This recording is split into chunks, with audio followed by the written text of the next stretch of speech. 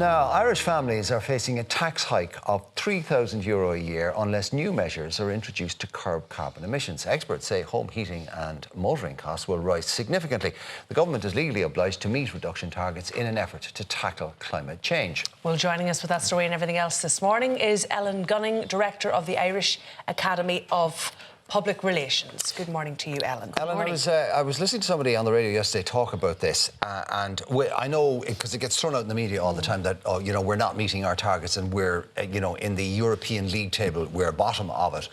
But apparently we're supposed to be reducing our carbon emissions by 1 million tonnes per year. But in actual fact, we are increasing them by 2 million tonnes per year. So in actual fact, if you take what we're not doing and how far behind, there's a 3 million tonne per year gap.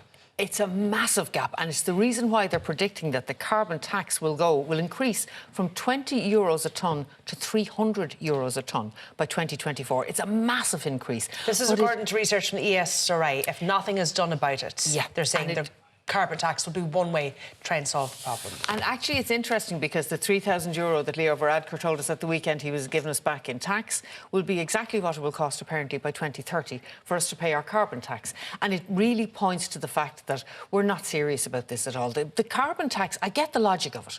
If you're using a finite resource, it's like buying diamonds. There has to be a cost to it. So if we're going to continue to use fuel, which is depleting the Earth's resources, you must continue to tax it in order to convince people that they shouldn't do it. I get that.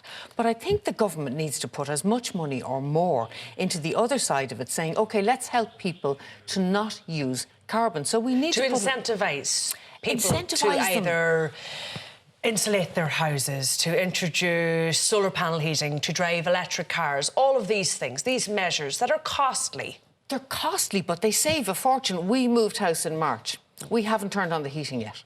It's a B-rated house. I can't believe it. It's the end of November.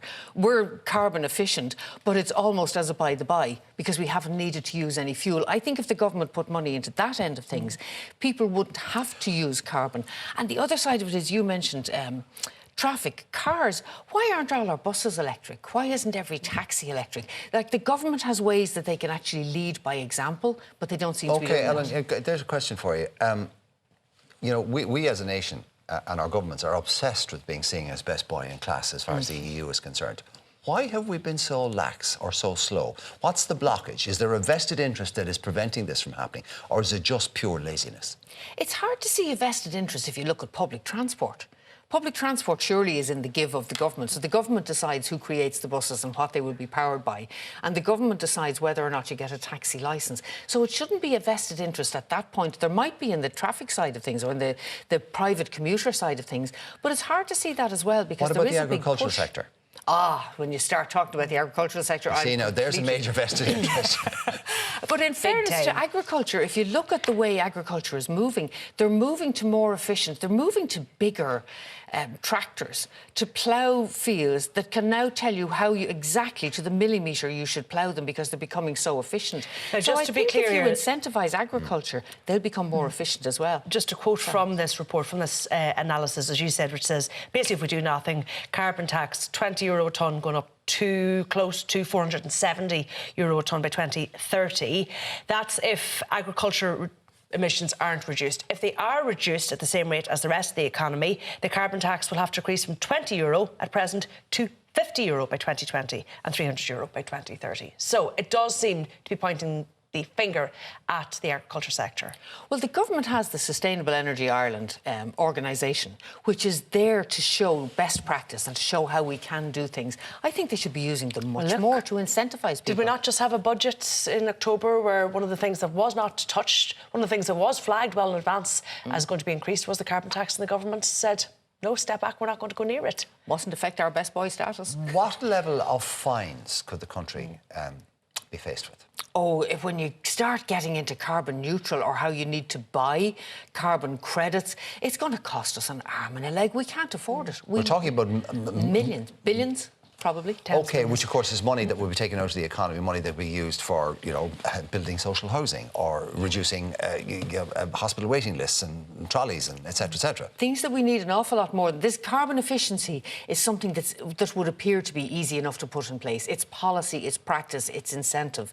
It's not really all that costly, and we do need the money for all So kinds of busy other that we can't be things. bothered to do it and risk, multi-million euro fines. It's focused, Well, and it's focused now, rather than leave the strategy to suddenly become a surprise in 10 years' time. And let's just look at the front of the Daily Mail this morning. U-turn on revenue, sneaky tax grab. Sneaky, I do think, is the right word for this. So this was a story in the front of the Irish Independent yesterday, and it was a move by the revenue to basically cancel out any of the flat rate expenses which lots of payee workers are entitled to. Now, you mightn't even be aware that you're getting them as a credit in your pay packet, but you are, and they were going to be removed from January 2019, and now there's a U-turn. They won't be touched until January 2020. What did surprise me, I mean, if it had been introduced in January, Ellen, it would have wiped out the very modest savings that a lot of payee workers enjoyed after the budget.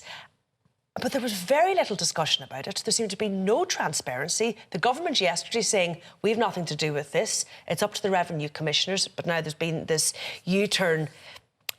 There's a sneakiness to it that I really didn't like. I'm not sure if it's a sneakiness, if it's an incompetency, if it's taking the eye off the ball.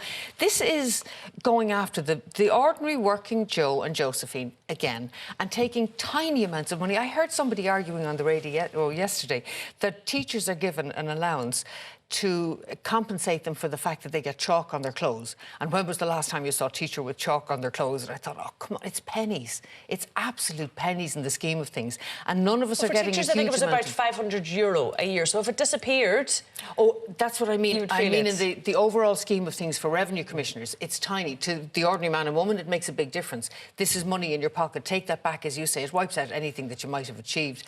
I didn't really get it. I thought it was going after the wrong thing. You're talking about giving people back 3,000 tax allowance. It should be all about trying to generate more money into the economy so that people begin to spend more. If you keep tightening the belts and being frankly very mean, it was the Grinch Christmas thing. If you start pulling back that kind of money, people will stop spending because they really don't know where the next miserable, tight little cut will come from. I think it also sort of showed the difficulty that's going to exist between Fianna Fáil and Fine Gael as they're trying to negotiate this confidence and supply agreement. Fine Gael do seem to want to introduce tax cuts. So they were very, very quick yesterday. Off the back of that great news at the weekend that we're saving this €3,000 in our take-home pay, to ensure that this was turned around and this isn't going to be introduced in 2020. Whereas you Fianna Fáil on the other side saying, no, forget tax cuts, forget, cancelling sort of the revenues plans to try and generate some money out of this. Instead, let's put all of that money into services, into improving services. How are those two positions going to work? See, if you were in Fianna Fáil, you wouldn't want Fine Gael to be given tax cuts either, because that's electioneering. And isn't what they said immediately, as soon as the Taoiseach said, there will be €3,000 in tax paid back to people, they said, oh, electioneering. They're planning for the next election. So if I was Fianna Fáil, I'd look for them to do everything other than give tax cuts as well. I don't think they're against tax cuts. I just don't think they want to give Fine Gael a leg up for the next election. By the way, the government are talking out both sides of their mouth there because they have instructed the revenue commissioners over the last couple of years to become more efficient, and it is a revenue-raising exercise by the government and by the revenue commissioners. And you say you don't get it. If you take 500 quid by 80,000, you're up into hundreds of millions. That's, it doesn't seem much.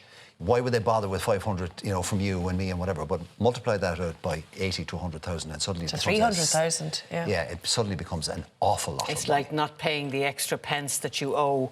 Wasn't there a talk of one of the semi-states years ago used to pay you back whatever they owed you, but they would never pay you back the pence because it ran to millions? Yeah.